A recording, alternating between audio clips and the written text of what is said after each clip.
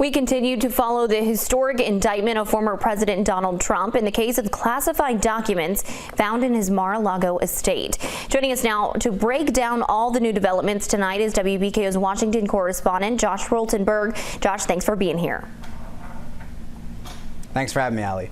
First off, the indictment was unsealed earlier today, so what can you tell us about the charges?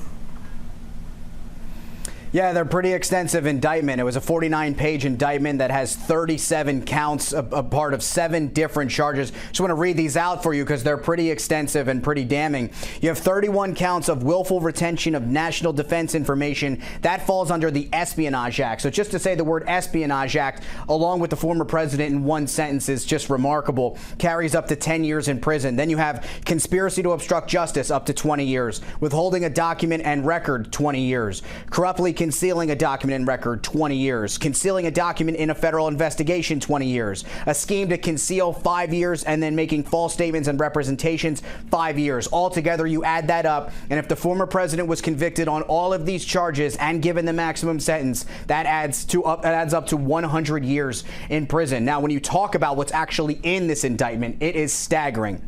You have recordings that the former president knew he was being recorded on and talking about showing documents to people that did not have security clearance. The documents you're talking about, the U.S. nuclear program, plans of attack that the U.S. military had. You're also talking about where were these documents being stored, if you can call it that. They were being stored allegedly in a bathroom. You're talking about on the stage of a ballroom that thousands of people eventually cycled through over the years. And then the most staggering and ironic thing about this is that the former president, when he was in office in 2018, he signed a law to increase the penalty for those that mishandled classified documents from a misdemeanor to a felony and increase the sentence from 5 years up from 1 year. And obviously he was talking back then about his former opponent Hillary Clinton, but now this is all staring down the former president Donald Trump.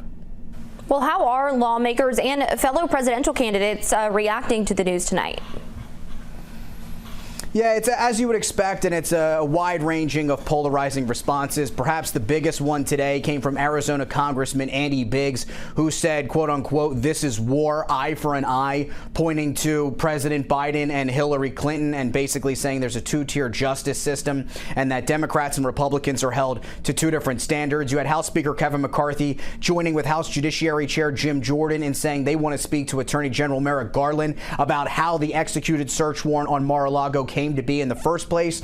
You have the Democratic leaders on Capitol Hill in the House and Senate, Hakeem Jeffries and Chuck Schumer, who are saying no one's above the law. But then in the middle, you have Republicans in the Senate like Lisa Murkowski of Alaska and Utah's Mitt Romney, who are calling these very serious charges. And if the former president is found guilty, then he should pay the consequences. When you talk about those that are running for president, like Florida Governor Ron DeSantis and former Vice President Mike Pence, both using the terms weaponization of the Department of Justice and FBI. But then you have those like former Arkansas Governor Asa Hutchinson and former New Jersey Governor Chris Christie. Asa Hutchinson saying that Trump should drop out. Chris Christie saying that these facts are devastating and unbecoming of someone who wants to be president of the United States.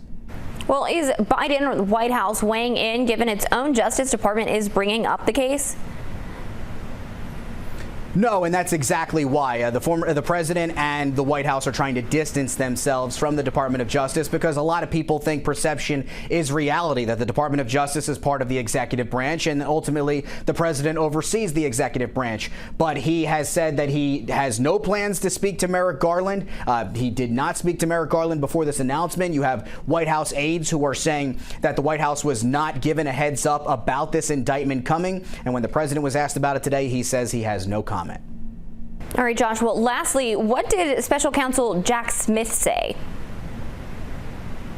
He had a very short statement, very businesslike, didn't take any questions when he addressed the podium today for his press conference. And he basically just talked about how no one is above the law. We have one set of laws in this country and that everyone should abide by them. He said that there was a grand jury of citizens in South Florida that ultimately made this decision to indict. He pointed out how the former president, Donald Trump, and also Trump's body man, Walt Nauta, who helped Trump allegedly moving some of these body boxes and lying to authorities about moving these boxes, that they should be presumed innocent until proven guilty. Everyone in this country has that right.